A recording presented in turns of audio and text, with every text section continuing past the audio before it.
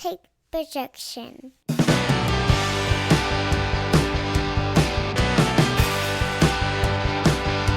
It's Friday morning, and you know what that means. It's time for another episode of the Alabama Slam podcast. I'm your host, Corey Hanna. What's going on, guys? It's Patrick Akers. And we got some special guests today. We're going to talk about a special event. We've got Carmen Michael from New South, representing New South Pro Wrestling, and Ricky Fernandez from the Trash Pandas, Rocket City Trash Pandas.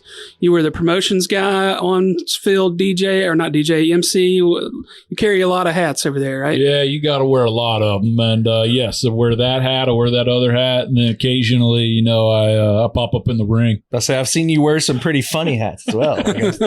Yeah, man. Well, when you're not good at math and you can't build anything, you got to figure out something to be good at. Exactly why I was a music major, my dude. Well, let's get it started. While we've got both of these guys here, there is going to be a very fun event on Thursday, the 22nd, at Toyota Field here in Huntsville, Alabama, Madison, technically Alabama. If you are in the area, I encourage you to go. It's going to be super fun. What exactly is the name of it again? I've forgotten the exact name. It is Trash Pandas Wrestling Night with New South Pro Wrestling. Yeah. We're getting started at 5:20 p.m. right on the concourse. As soon as you walk in, you'll have no choice but to see the wrestling ring as you walk in, so you'll know you're in the right place. Oh, yeah. A lot of people found that out a couple years ago when you guys set up.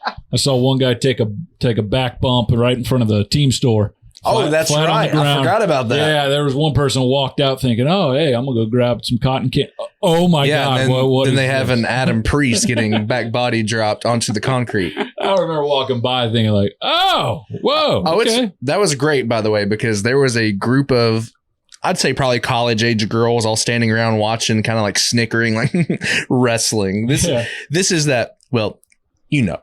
And then as soon as I heard that word come out of their mouth, Adam Priest hit the concrete and they all went gasped in terror. And I was like, yep, we got him. Yeah. So, I mean, I would expect that there'll be some people there strictly to see the wrestling. I mean, let's go see some wrestling on Thursday. But, there's going to be a lot of people that are going to walk in and be like, hey, what's happening here? Because they're just there for the ball game. So they're going to get basically a free show. Well, they bought a ticket on wrestling night. So. That's right. Yeah, you're getting the wrestling whether you like it or not. I mean, this is a good opportunity for you guys, though, at New South, right? Because, the amount of fans that come to a Trash Pandas game. And then, like you said, you're right there when the gates open. Absolutely. The last show we did there was during the first season, I believe. And we had the roaming wireless camera there. So all the action that we had in ring was also being broadcast on the Jumbotron. So like even people driving down 565 were seeing New South Pro Wrestling. And we got a good bit of fans off of that. If it's awesome. Not for like, hey, I enjoyed the wrestling, people saw the big championship belt and they're like, all right, I got to get my picture with that. And then they just started following us. So. Yeah. And then like you and I were talking about before we started rolling, like this is a thing that when I was doing it, I don't know, 15, 16 years ago, there weren't opportunities like this. Like the scene in North Alabama has evolved so much kind of as the area has evolved. What has that been like for you kind of seeing New South and seeing the wrestling scene here in North Alabama kind of grow the way it has? It has been so fun to me going from being a fan in the past, coming to shows and like we were mentioning, you hear Alabama independent wrestling, you think, all right, I'm going to go watch Uncle Joe with his beer belly and missing teeth. I shared a locker room some of those days. Yeah.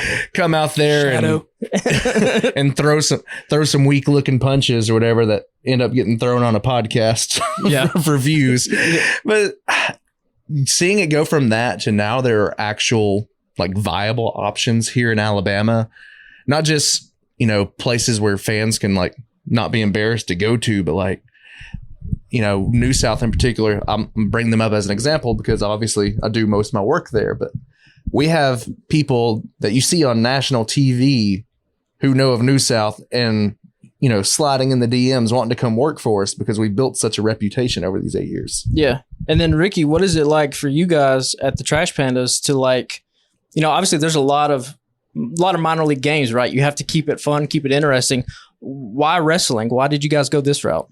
Why not, man? I mean, I know me personally, I've been a wrestling fan since I was 6 years old. So, I mean, I've always loved it. And Rob Sternberg, who works in production over there with the Trash Shout out to Rob. I love Rob. Oh man, that's probably my best wrestling buddy in the world right there. I mean, we got our own little special language where we're talking in wrestling code from stuff. So he got a hold of Carmen. They made it all happen. And so when I heard, I mean, I was ecstatic, and then the fact that I got to go in the ring and do a little something with you guys last time. I mean, that was probably the best day of my whole year right there. I mean, little 6-year-old me was smiling on that day. So, man, I mean, how can you not love pro wrestling? Patrick and I saw you last year at the GCW show, and you looked like you were having the time of your life. Oh, man, I had such a good time. Yeah, I love those shows, too. I mean, you just said, what was it, like the East Hall, the VBC or whatever? Like, yeah. I think I went to a banquet there in high school. Exactly. And now I'm watching dude go through a door. So my favorite part about this, and I'm not sure if it ever got mentioned anywhere, but those who worked the show know this, and that is next door. Because obviously in the East Hall, they're all ballrooms. They're just sectioned off by like a wall that pulls open and shut. There was a birthday party being held in the room directly next to us. So like as people are getting thrown through doors and getting hit with steel chairs, you just have a bouncy castle in the room directly next to us. Kill him, teriyaki. That was me. I feel bad. I'm sorry to that kid's birthday. I'm sorry. No, we brought a buddy of ours at the time. Patrick and I were working together, and we brought a buddy of ours who had never been to a show, and we tried to show him. We were on a work trip last year. We tried to show him AEW one night at our hotel, and we were like, "Oh, it's good. This is going to be great. It's going to be Moxley versus Hangman Adam Page. It's going to be, match of the month or whatever." And it was the match that Hangman got the concussion, and we're like, "Oh, this is I don't know, like if his neck is broken, what's going on?" And we were like, "This is weird." And we were nothing like having to explain to someone who's never watched wrestling before. Okay, hey, this is not part of the show. What's happening right now? Like this is an actual. Yeah. We brought him to that show, and that was my first exposure to people from New South. Were on that show. People like Cabana Man Dan and Hunter Drake and folks like that. Yeah, but he had the time. He was like, how often do they go through doors? Yeah. I just want to see this guy get put through a door again. And also seeing it live, and especially as up close you was in Huntsville, like to see the athleticism of these men and women like that close, that's what he was captivated by. I was like, oh man, they're like athletic. I'm like, oh yeah, this is different than what you probably have come to think about. And speaking of the Trash Panda, you bringing in some big names like Jordan Oliver too, that's going to be at this show, who's kind of making a huge name for himself on the indie scene. Jordan Oliver is someone who we've had at New South quite a few times. Was in the Haas tournament last year, our biggest show of the year. Someone really been, busting his butt, proving himself these last few years, building a name. And then this year that we're in currently, has won GCW Tag Team Championships. He's become the JCW champion. Like, had a fantastic match against Alex Shelley that we tweeted about. Got a retweet from Alex Shelley. Hell yeah. Someone who I also worked with very recently, and that kind of blew my mind. Oh, yeah. It's like, if I get sidetracked, I will get sidetracked on Alex Shelley trying to make the argument he's the most influential wrestler of his generation, but that'll be another podcast when we don't have guests. But it's cool that you guys are able to bring people in like that. Yeah, so it looks like you're doing, is it just the 3 matches that you sent earlier? Yes. So we are filming our 100th episode of New South Action Clash. We've got 3 matches on the card. We're going to start off with a battle royal featuring faces of past, present, and future in New South. And then also we have match 4 of the best of 7 series between Brandon Williams and Tyler Franks. And these two have been tearing it up.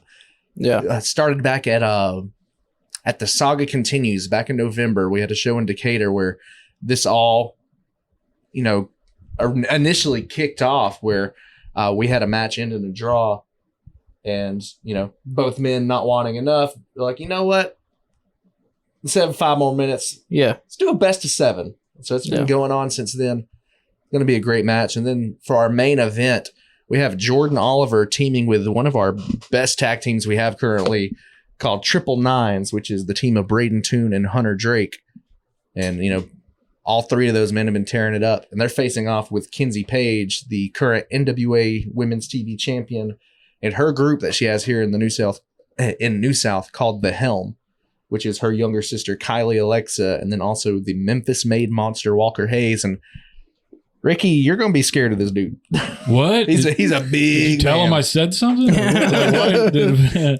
What do I need to be on the lookout for? Just in general, this dude's a Protect your neck. big, scary man. Cool. All right. Hey, well, he's my favorite wrestler already. So make sure he hears this. Just telling you, check yourself before you wreck yourself. Yeah. I don't want any of that. I didn't know this was going to happen. So. You don't want the smoke? He's not bringing any doors, is he? No, I don't think we're allowed doors on the concourse. Oh, thank God. All right, cool. What's the deal with the doors? Are doors at a lower price than they've ever been in American history? Oh, yes. Okay. I figured. Went through 7 doors the other True night. story, peeling back the curtain a little bit.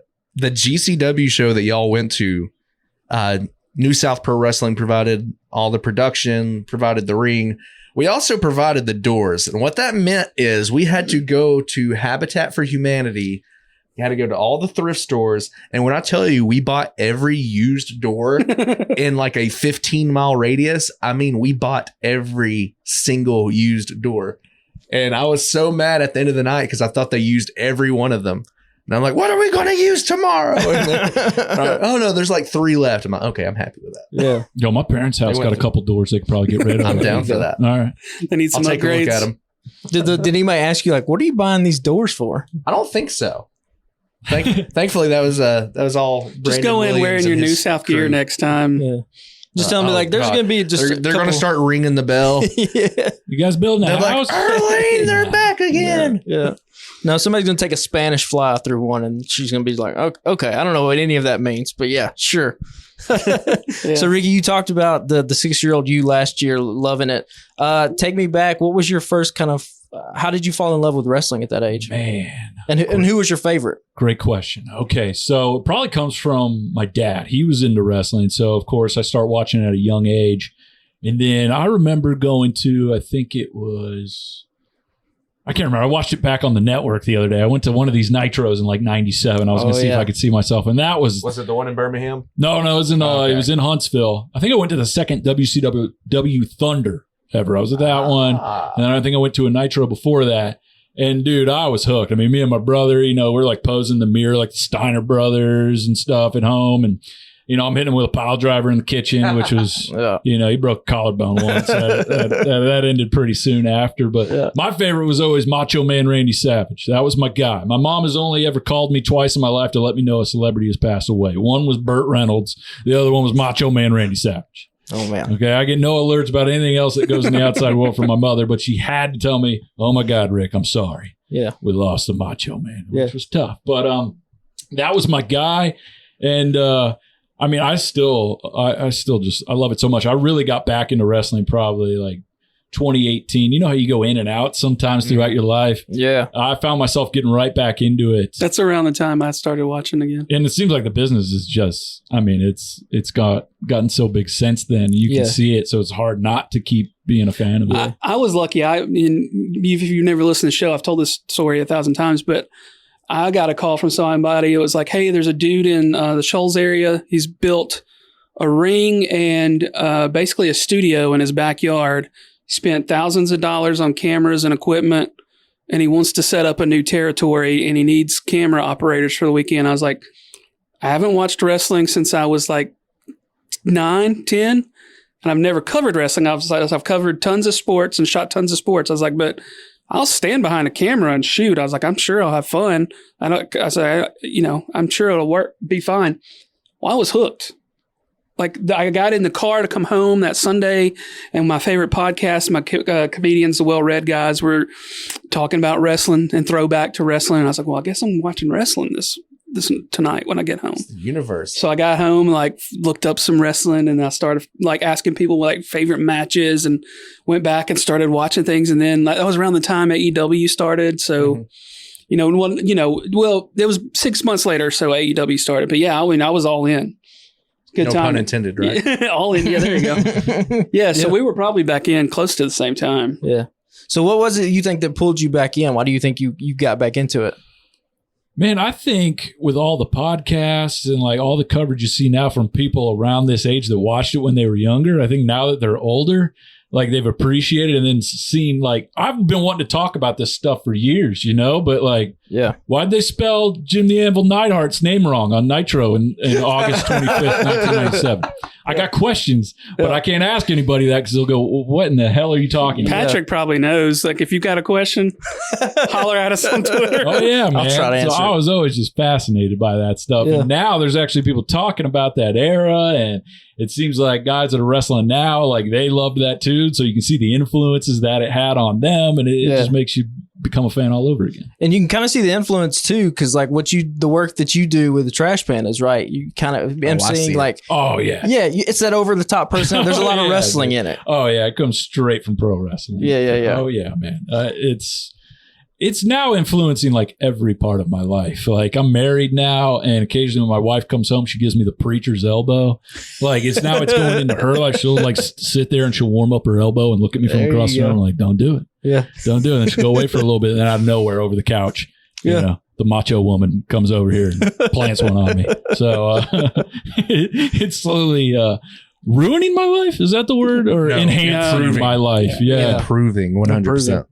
And now we're lucky enough, there's literally wrestling on nonstop, 24/7. Literally every day of the week. Yeah. Now our Saturdays are going to get taken back up again with. My Saturdays have been swamped with wrestling for a long time. Yeah, you're pretty much every Saturday for you, I would assume, because you were telling us off air, like you're not just a New South guy. You're working a bunch of other places as well. Next month, I am in Florida, New Jersey, New York, North Carolina, Tennessee, and Alabama. Making them towns, man. That's right. Making them towns. So what was it, Carmen, let's talk about you then. What was your forte into wrestling? How did you first get into it as a kid? And then how did you kind of to get into it now as a sort of a somewhat career? So it was all like, I feel like it just had to happen because my grandma was a wrestling fan. And the way that's everybody's story, by the way. The way she would tell it would be like, I was such an unruly like baby, toddler, whatever. Like I'd be in my pen just being fussy, but like the second WCW would come on and Sting would be on TV, I would just like sit down and watch. And I was just like entranced by Sting. And then like, you know, growing up, like Sting's been with me my entire life. So like I've been watching that and like watching all the transformation. I'm like, this is the coolest thing. And you know, grew up watching WCW, was a huge fan of the cruiserweights. I'm actually getting to call a match on commentary in October for KFW Wrestling between Juventud Guerrera and Psychosis. Oh, man. In the year 2023. And that is, yeah, dude. I've done commentary for 2 of his matches now, and it's like, it is so weird. Like just driving Juventud around town, and he's like, hey, can we stop at Starbucks? And I'm just like, I played you in a video game. But as far as getting into wrestling, it was kind of right place, right time. Outside of wrestling, I work in the technical field. I work audio visual. And I was at Southern Honor Wrestling the night that Kenny Omega and Chris Jericho made their surprise appearance. Oh, wow. The one that Cody Rhodes was at as well. And not getting like super into detail, there's a technical glitch where basically the computer screen just randomly decided to mirror to the projector screen. And I happened to glance over and see it. And I quickly ran over to the booth and I said, everyone get out of my way. I'm fixing this. And Gary Lamb, the owner there, he's known me for a while, and he like knows that I work in AV, and he just said, listen to the man. So they all like stepped back. I like just took charge, grabbed the remote, turned the projector off, changed the settings around because I didn't want someone in the crowd looking up and like, was there a video titled Kenny Omega? Like, yeah. So that happened. And then the next month I was driving out to their show. And when I was maybe an hour out, Gary calls me up and says, hey man, do you work with lights? I was like, not really. Like I'm mainly an audio guy, but I'm willing to learn. He said, awesome. Well, our lighting guy can't make it. Can you run lights tonight? And then I ran lights for Southern Honor for a little while there, and then pandemic hit, and then an opportunity with New South came up. I actually went and had a tryout, which I was there just to be a ring announcer, but everyone was working out. So I'm like, you know what? Like, I'll get in there. I'll do the drills, and accidentally tore my quad. Had no idea that I did. Was in the hospital for a few days. That was fun. But just been with New South ever since then, and now branching out. 3 years into being behind a microphone for wrestling, and still having the time of my life. So yeah, you do a lot of the like the flyer graphics and video edit. If you've seen anything promoting New South, Carmen's probably done it. All the visuals, so every flyer, match graphic, every entrance video. I do ring announcing, commentary. I set up the audio. I set up the screens the day of the show. I help set up the pipe and drape. Like, I am in the trenches. It's crazy too, because with technology getting so much better and getting more affordable, it's allowed these wrestling companies to put on high looking production value things on kind of a budget, right? Like New South wouldn't have been able to do this 15 years ago. Oh no, the equipment had been too expensive. So when I first started seeing New South, I'd say I saw them maybe when they had been running for about a year. Yeah. And they had an entrance setup. They actually had like trussing. They had lights. They ran their own like custom light show. Each person had their own special look, like fog machine, all that. But like once, like you mentioned, pricing goes down on a giant projector screen, and you're like, ooh, now we can have not only entrance videos, but we can like record promos to put on the screen, or we can have, a pre-show loop that, has our upcoming shows or has trivia or whatever it is. Yeah. It's been pretty awesome. Yeah. And, even for a company like GCW, right? The ability to go live on a streaming service is wild. The accessibility of wrestling that's out there today. No pun intended, but it's an absolute game changer. Cause like you're scrolling on Twitter, you see a match graphic and you're like, oh man, like, why would I not want to see Brian Keith versus Speedball Mike Bailey? But then like in the past, it would be like the match would happen and you like 2 weeks later, you'd be like posting, hey, is this match posted anywhere yet? Not yet. It'll probably post in the next couple weeks. And like by then, like the buzz has kind of died down. Right, like now we're, IWTV, Fight TV, like all these promotions, I think Premiere's a thing now. Now you can just watch it live as it happens. You tweet along and then move on. Do you go to a lot of the local wrestling events? When I can. It's tough during the baseball season because you're just occupied so much by that. But yeah, I love going to live wrestling. Yeah, I don't get out as much as I should. I've been waiting for some of the New South stuff to come into Huntsville. I know, like we've got some stuff coming up. Yeah, I've seen some hints of things coming, so I'm super excited about it. I should have probably driven over to Florence for some, because it looks like y'all have made Florence a very regular stop.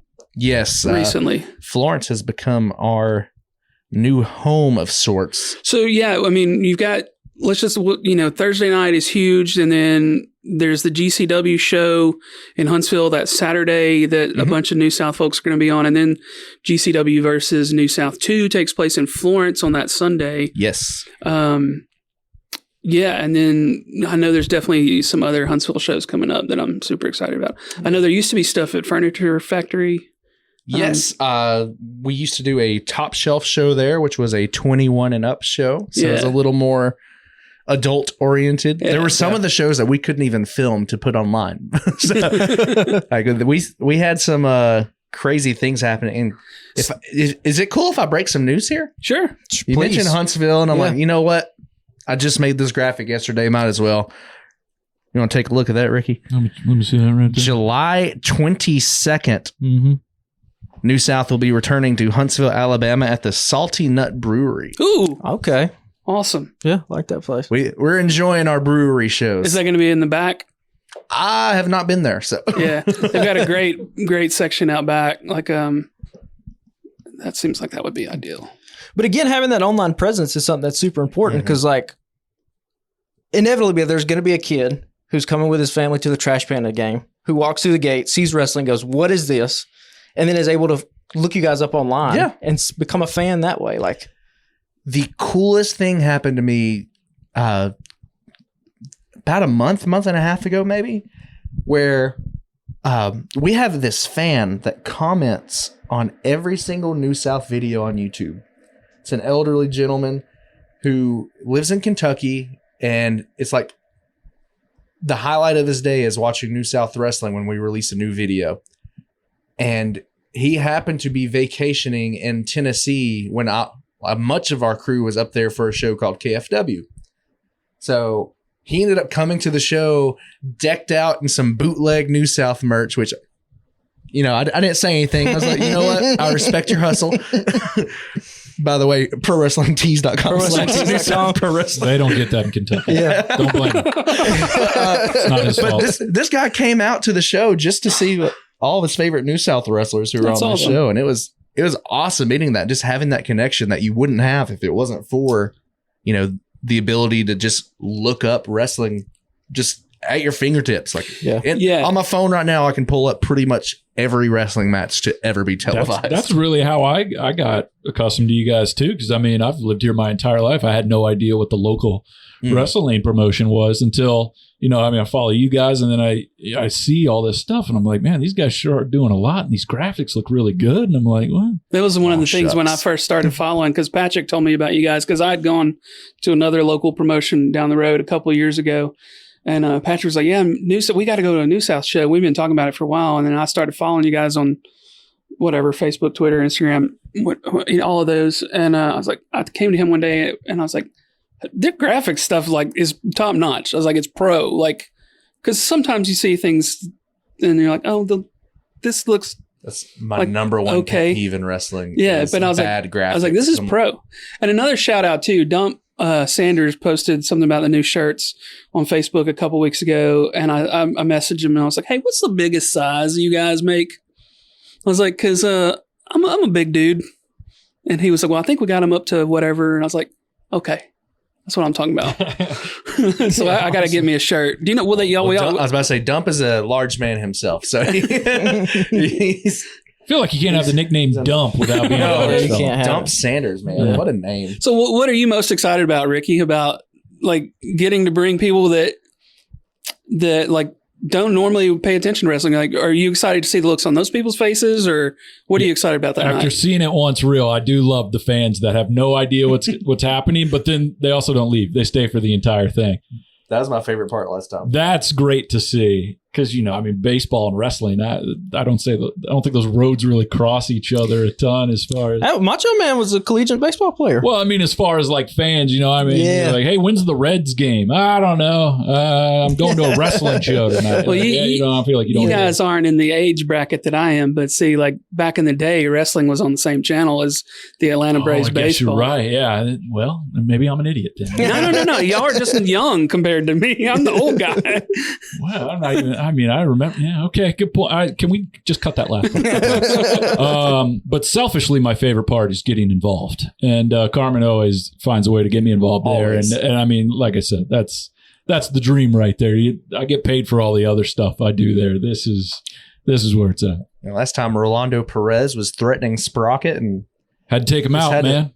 Had to do what you had to do, man. Had to take him out, and then I'm watching AEW like 3 months later, and I see him come out. I'm like, oh, hey. Yeah. I beat this guy. I closed on that guy. And everyone's like, shut up. What are you talking about? I'm like, let's see. You beat Rolando. Rolando beat Matt Cardona. So that means you could beat Matt Cardona and be the internet wrestling. I'm glad you said it, because I was thinking it. Yeah, that's how it works. You heard it here. Alabama Slam. Ricky Fernandez versus Matt Cardona. So, Ricky, bringing it back to baseball, who is a baseball player out there, either on the Trash Pandas or at the majors, that you think would make a really fantastic pro wrestler in another life?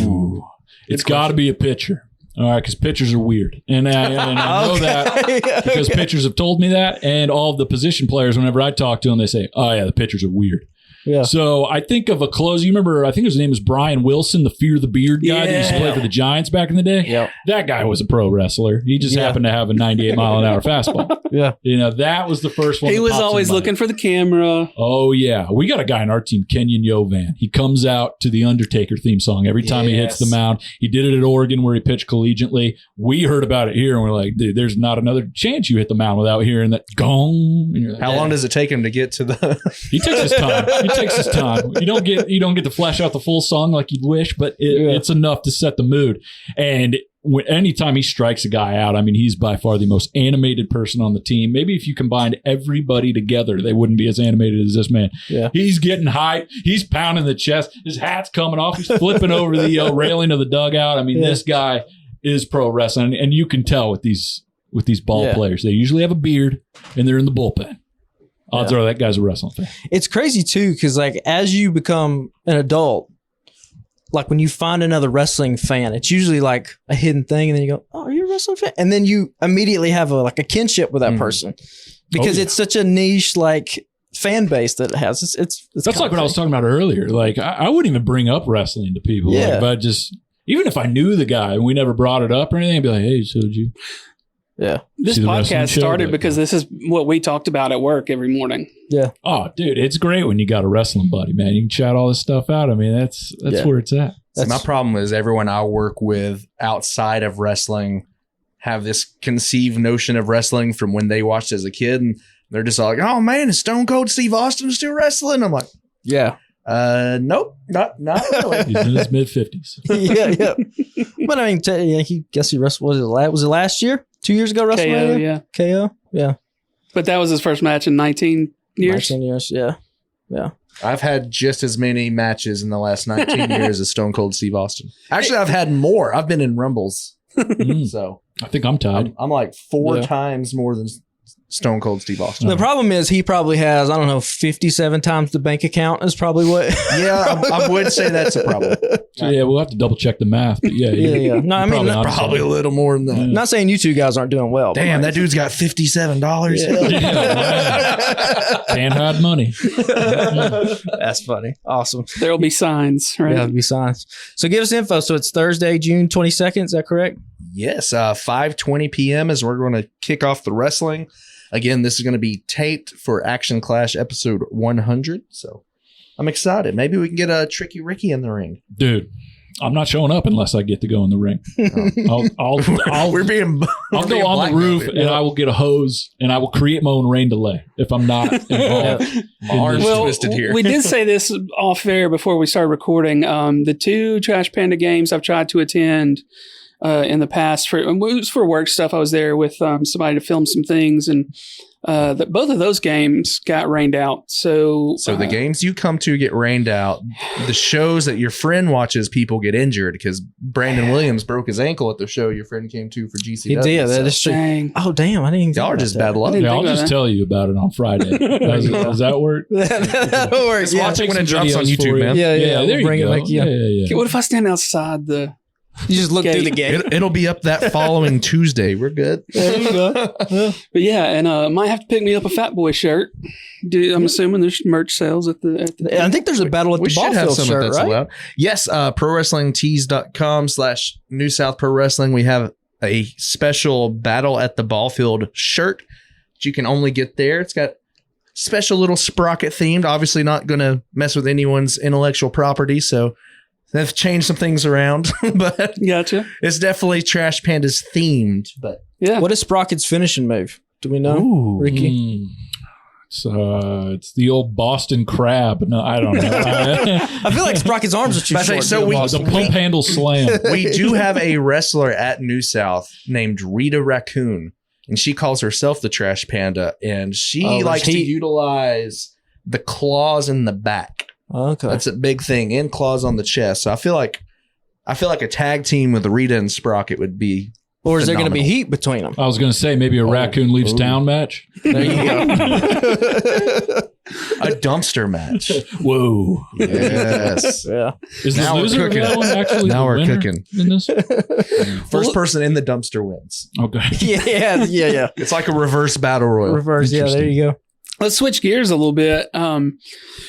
And just talk about some of the week in wrestling. Normally, that's what we do. We talk about our favorite things from the week. But since we've got a couple of new folks here, anything in the last week that stood out to you guys that y'all want to talk about first? Sting and Jericho, baby. 2 of my top 3 favorite wrestlers of all time.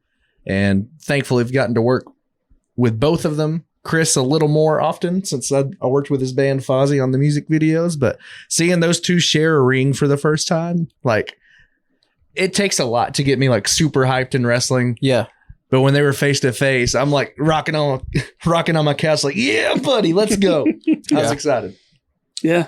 Me, it's got to be this Saturday for Collision, man. I'm ready to see CM Punk come back. I don't know how you guys feel about him, yay or nay, but I'm excited to see whatever happens because it's going to be nuts. the other of my 3 favorites. I just covered them all. I just want to see what they do. Yeah. Because there was a behind the scenes video last night from a fan cam. CM Punk does that promo. The fans in DC, it's about 50-50 boos and cheers. Yeah. So if they lean into this. Well, if you run a show in Chicago every week, that's not a problem. And that's where they're going to be. Yeah, it won't be a problem this week, but I mean, obviously he is the biggest star that they have, right? I mean, Omega, all those guys, they don't have the type of name appeal that a guy like CM Punk has. That's why you just send him out there with a live mic and just have him say, "So, what do you want to talk about?" Yeah. Oh my gosh. There's so much, layers. Yeah. So much there. Yeah. And I can't believe it's too bad that it hasn't been able to be, just cultivated somehow between the fight and then where we're at now. Because with everyone's so smart to wrestling now, but what are the one thing that's like realer than anything? It's like anything you see on social media. I believe it immediately. That's real. That's happening. Yep. So like Twitter has become wrestling. Kind of. Yeah. Does that make any sense? Yes, it absolutely. It's like the realest thing we have, and like 20% of it's real. All right. So the fact this hasn't been like, I don't know, we've had to wait this entire time, and you just hear from the distance, oh, this happened here. This happened here. Is it really going to happen? Is the show in Chicago? Is it a work or is it a shoot? Oh my God. I know. It's like CM Punk said he'd only come back if so-and-so came back. Well, he's not going to work with him. We're going to have 2 separate locker rooms, but we really haven't thought about how pay-per-views are going to work, but we're going to have 2 shows with different, like just the nonstop. This man's been gone for almost a year and it's been just nonstop speculation. Like, yeah, he hasn't had to say a word for like all of Twitter, just talk about him nonstop. The wrestling fan of me is like, I can't get enough of it. But then I'm like, am I being worked? I'm like, no, I can't be. I'm like, but that's the thing. Like this is, we've talked about, and Corey and I have talked about it on the podcast before. This is like the new era of kayfabe. Like this is the only way that we can get the similar feeling to what a wrestling fan that was going to Madison Square Garden in the 1940s felt when they were watching and didn't know, like, was it real? Was it fake? I mean, people have always kind of had inklings, right? I mean, there's that book that talked about the Gold Dust Trio that was published in like the 1920s, right? Like people have kind of always felt, that's why it's so hard to find like old wrestling history matches. It's because like the New York Times, they didn't cover it the way they covered baseball when they figured out the matches were rigged. So we can't find that history. So like with this, people using Twitter like this is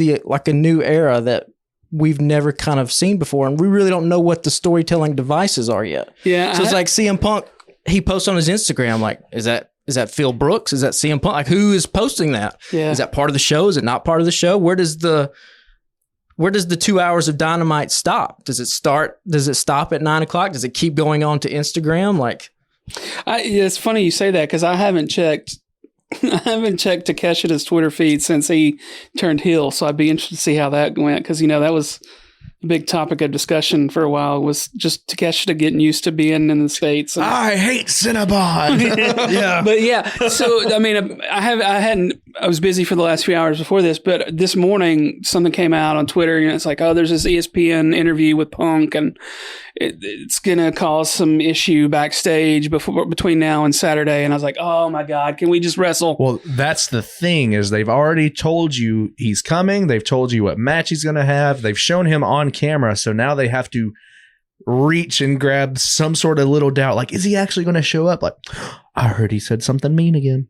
Oh, he may not be it. I heard Tony Khan does not want to bring him back now. Like, they're just going back to this well, like the will he, won't he? I'm like, you've already announced it. Like, yeah, it's going to happen. But they're trying to differentiate from what WWE's doing too. Like, there is something to be said for our product needs to be different than the people that are putting shows on a Monday and Friday. In what ways can we be different? Well, action packed, like the in-ring style we can do, but also some people want to pop off on Twitter and say some stuff. Let them pop off on Twitter. You know what I mean? Like it does. And it's now the thing is to try to get the match in the ring at some point. And if it actually happens with like Omega and the Bucks, those kind of guys, if the match never happens, then that's one thing. But then, you got to figure out a way to work up to that too. Cause you got basically Punk versus 3 other dudes. Or at the end of Collision, Punk and FTR standing tall and Carry On My Wayward Son just hits.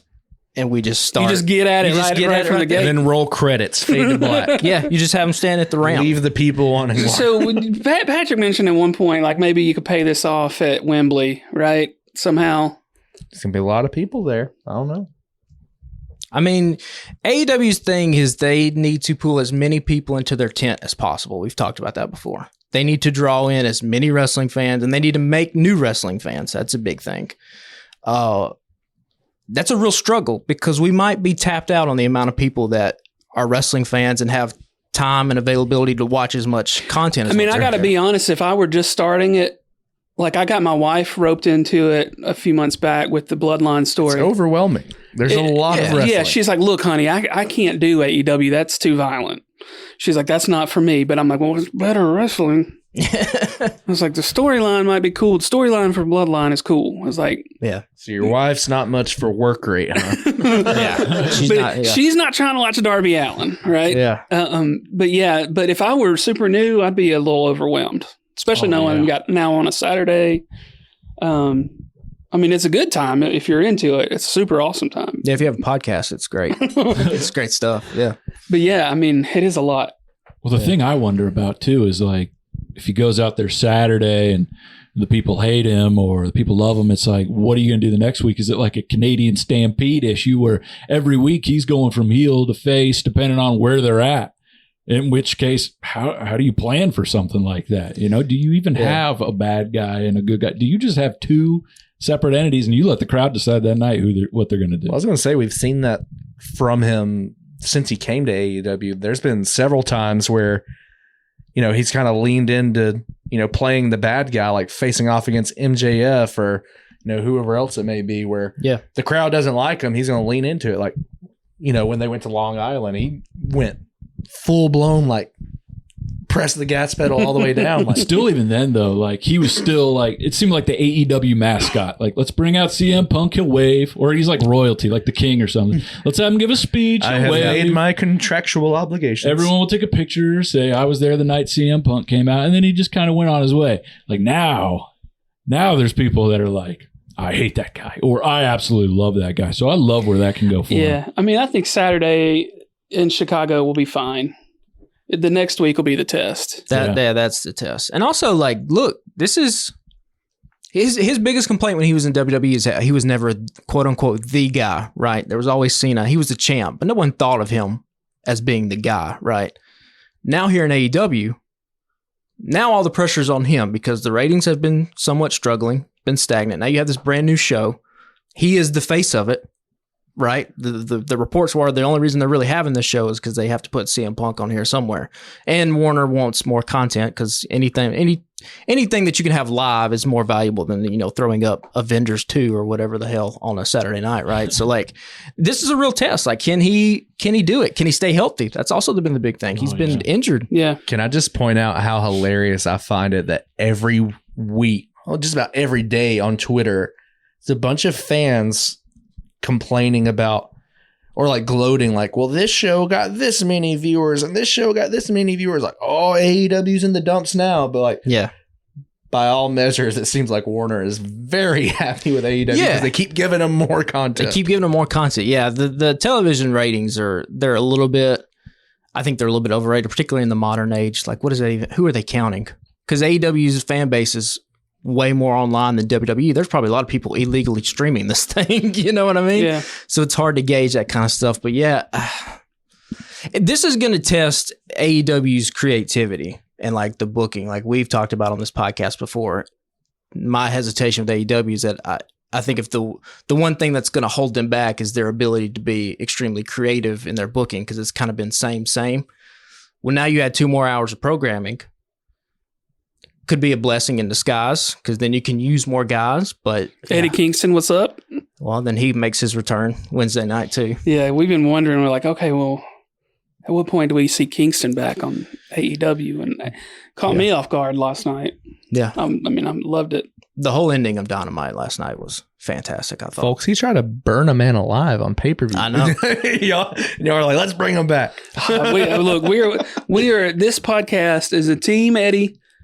And we are Team Ricky Starks. Yeah. Team Takeshita. I'm on that team too. It's cool. It's cool. I'm team all Rickies. I'm very much All Rickies. Yeah, very much team Takeshita. I ring announced for a show called Terminus in Atlanta. It was when he was still just, visiting America. Yeah. He had a match with Jonathan Gresham that I got to ring announce, and it was I bet that was awesome. incredible to be standing there, carrying the Ring of Honor title over to my little table and setting it down. And I'm just like, what is my life right now? This is cool. Yeah. Yeah.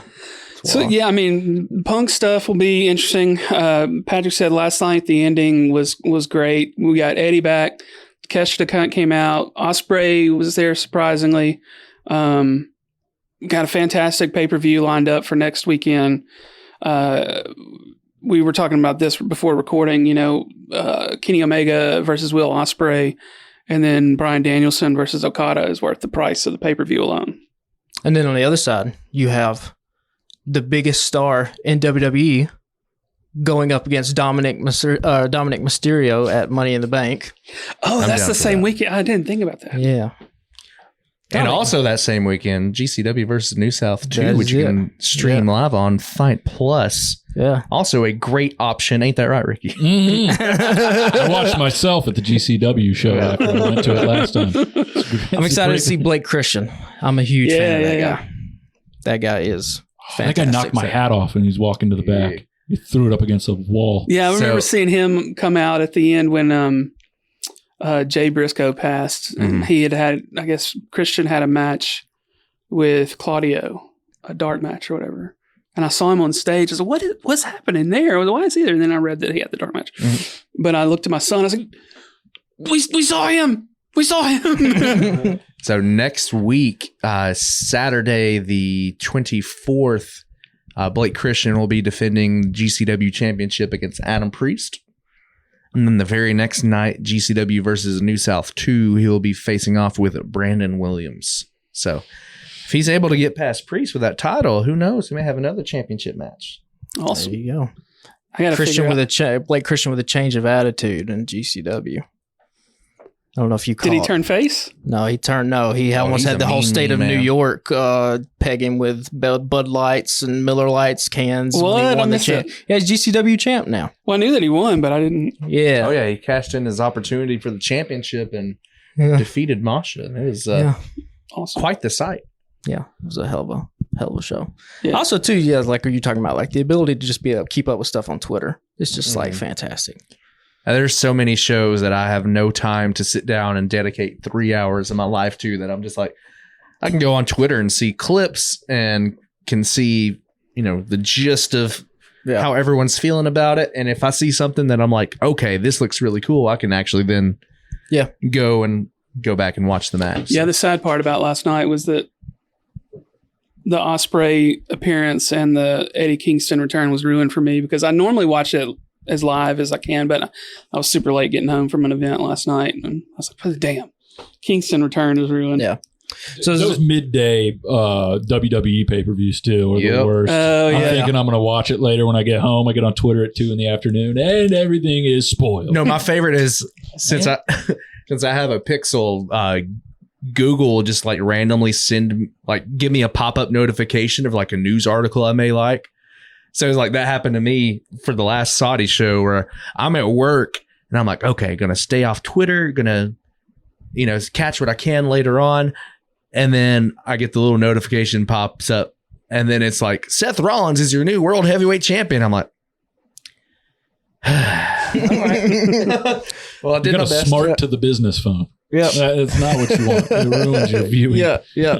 Yeah. Seth Rollins now, I guess, is just going to be the complete opposite of Roman Reigns and is going to defend the title. Yeah. Anybody on every single show. Yeah. Which is... So he's going to face Braun Breaker Tuesday? NXT, and Akira Tozawa the week after that. Yep. The super duper intercontinental championship, baby. The workers belt. Yeah. So what's in WWE that's, you guys are liking? Is it Bloodline stuff? My favorite right now is LA Knight. Yeah. Yeah. Oh, dude. I remember watching an NWA show, NWA Power, just like randomly, like 3 or 4 years ago and seeing Eli Drake on there. Yes. Never heard of him. I'm like, who is this guy? I like what he's doing. I don't know what he's doing or who he's with. And then dude shows up in WWE, and I've loved everything. Well, not everything he's done. Everything recently. He survived it though. Yeah, that's right. He survived it. Every locker room that I'm in now, like, it doesn't matter. There, at some point, there's going to be a party where one person will just go, yeah. And then everyone in the entire locker room just starts doing it. It's just like if you have like a huge group of birds just right outside your window, and I was going, yeah. And now, the internet wrestling community is so fickle. Like, now there's a backlash against LA Knight, right? Oh, he's derivative. Oh, he's not original. And it's just like, shut up, man. Just let us enjoy. Can we not enjoy somebody? Like, hell no. Like, when do wrestling fans enjoy wrestling? No, we hate ourselves. We love what we hate what we love. Yeah, like I said it before about like Star Wars. I'm like, Star Wars fans hate Star Wars more than anybody. But wrestling is kind of the same too. I think Star Wars fans are worse though. Oh, yeah, I think Star Wars fans are worse than wrestling fans.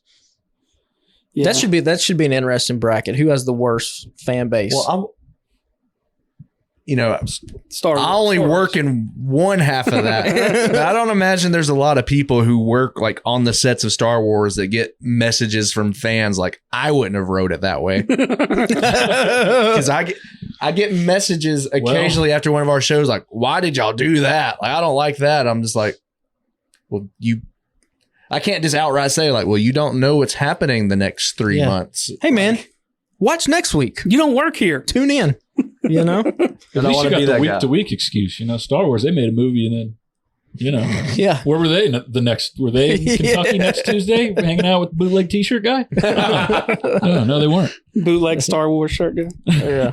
Awesome. Yeah, I mean, we're LA Knight dudes too. Like at first, it took me a while. I'm not gonna lie. When he had that match versus Bray Wyatt, I was like, why is this happening? Oh boy. But he survived that. You can't kill this man. Yeah. He's been a male model. He's fought a wrestling Michael Myers, and now he's just doing his thing. And I think he's going to take that Money in the Bank, man. I'm pumped to. Money in the Bank is going to be. Oh, you say that. Logan Paul's going to inject himself in that match, and he's going to win. He's going to chug a Prime Energy. That's the WWE thing to do is say, here are your 6 people in this match, and then be like, LOL, you thought, here's a 7th person. Like, just right. Yeah, don't do that to us, because right now the lineup is pretty slick for those 6 spots. Mm-hmm. You got Montez Ford. Who else? Oh God, I just lost everybody that was in it. I blanked on it. I saw the picture. LA Knight. You got Santos Escobar. Yeah. I went totally blank. I wanted Dominic Mysterio, and then he did the thing with Cody Rhodes, and I was like, I'm all right with this. Dude, Dom walking around with that briefcase would be money. Dude, you can't tell me about it. Like, Damian Priest is in the match. Yeah, Damian Priest, yeah. But yeah, the Dom Cody thing will be fun, and then because you have the loudest match of the night. You have to think Dom's going to win because Brock has to interfere. Sure. Oh, and then you give Dom the win. Then Dom can brag about that. And then Dom has a t-shirt that says, I beat Cody. He just walks around. I'm going to get on another love fest. Listeners of this podcast know how much I love Dominic Mysterio just because, like, I relate it to sports a lot. And you probably know being around the trash pan is like, there's just a moment where like it clicks for a guy and you can start seeing the confidence. And when you start getting the confidence, that's when like, you're like, oh shit, this dude is like hitting another level. It's like a baseball player, right? Like I'm sure at some point you're just like, it's hits. And then you're like, you look up and you're like, this dude's hit 350 this month. Like it's just wild things like that. And I like putting people in those positions and just seeing how they respond. And I mean, these 18 months, like we compare him to Wardlow a lot. Cause like if you go back 18 months ago and be like, you have a draft pick, who are you going to take for the next 10 years? You want Wardlow or Dominic Mysterio? Probably everyone would have picked Wardlow. And now at this point, like, yeah, I don't know how you don't pick Dominic Mysterio going forward. So it's kind of crazy to think about. But yeah, he's got a slappability factor where you just want to smack him in the face. And you can't. And I would be scared to slap Wardlow. No, I'm talking about. Yeah. Oh, yeah. That's what I'm saying. I'm like on the other side. Because I have seen this man up close and personal. I would not slap Wardlow. I got to meet him on set for a Fozzy music video. They filmed his like debut vignette that day. So he stopped by and he was coming by shaking all of our hands. And as soon as he walked away, I looked over at Chris and I was like, he's a wrestler, isn't he? He said, oh yeah, he's our new guy. And I was like, okay, your secret's safe with me. So there's something that's off about Wardlow, and I don't know.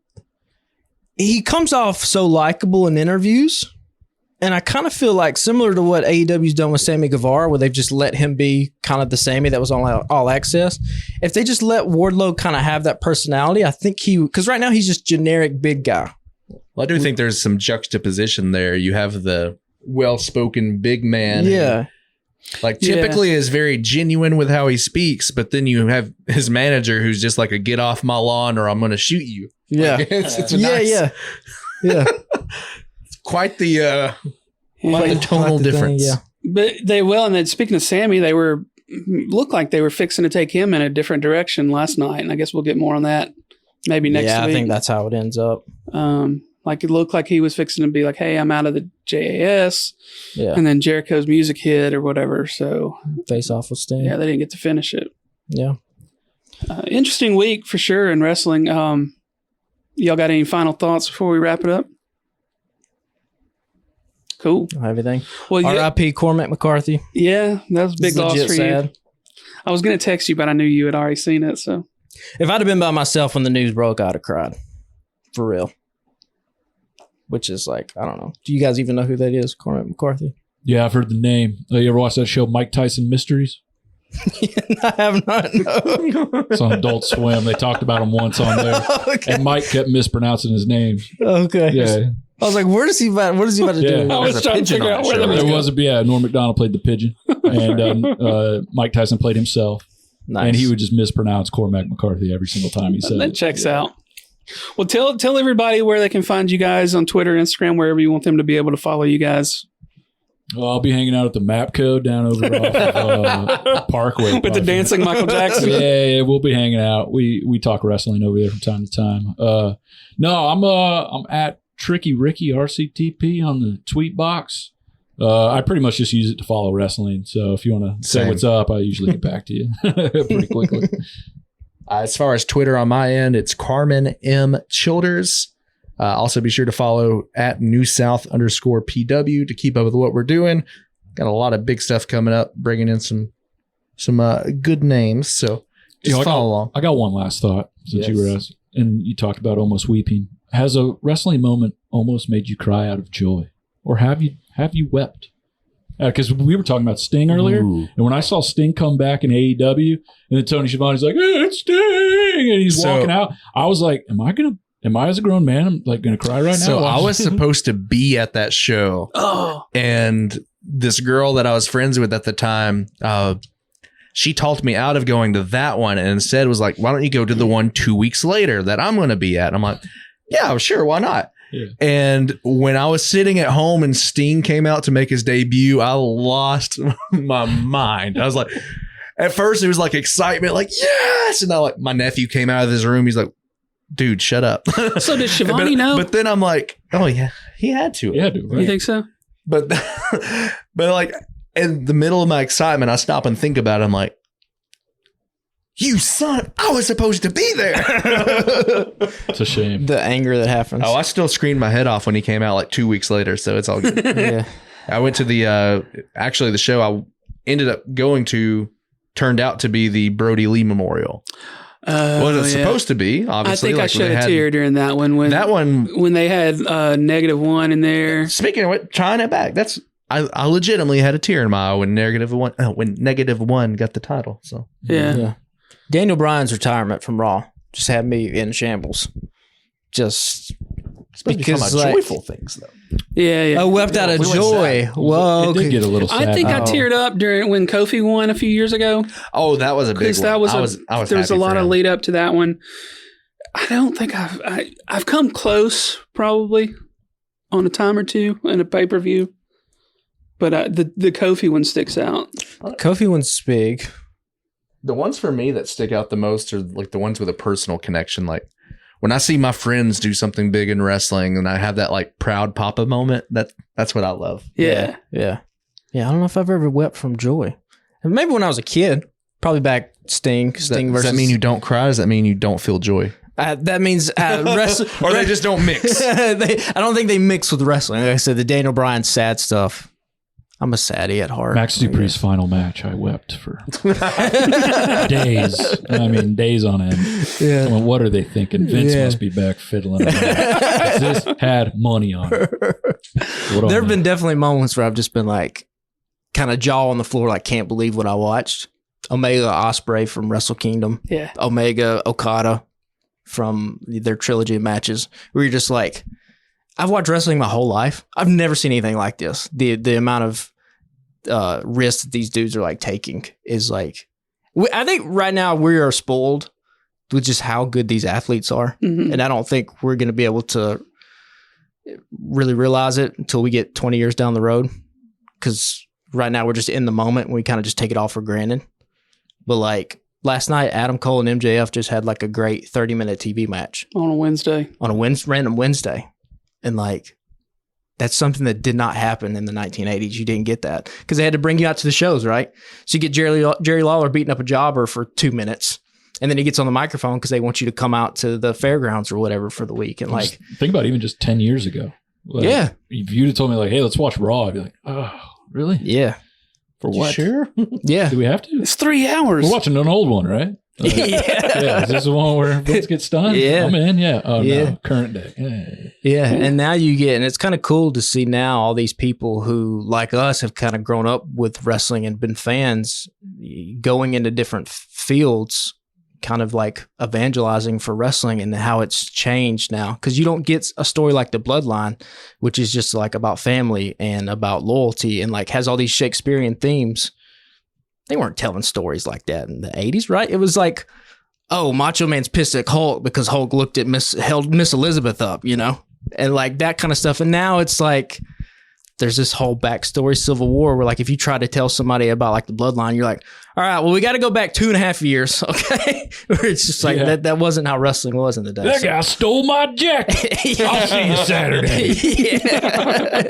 It was a lot of that stuff. So it's cool. Like, and this is kind of nerd stuff that we talk about the podcast, but like trying to really talk about wrestling as like an art form, because I think that's the one thing that has been missing from pro wrestling is like a serious analysis of it, as much as you can have a serious analysis about, you know, grown men in underwear fighting each other, you know? Yeah. But like it is like, So I'll have you know, I did not wear underwear when I wrestled. So was it a singlet? oh yeah, Aerodynamics. Yeah. that's all about that. Yeah. It's the name of the I've game. got so much respect for anybody that's just like, I'm gonna put this underwear on and just go out in front of strangers. Like that's Whenever Wow. whenever my wife sees Matt Riddle, she's like, "Tell him to put on some breeches."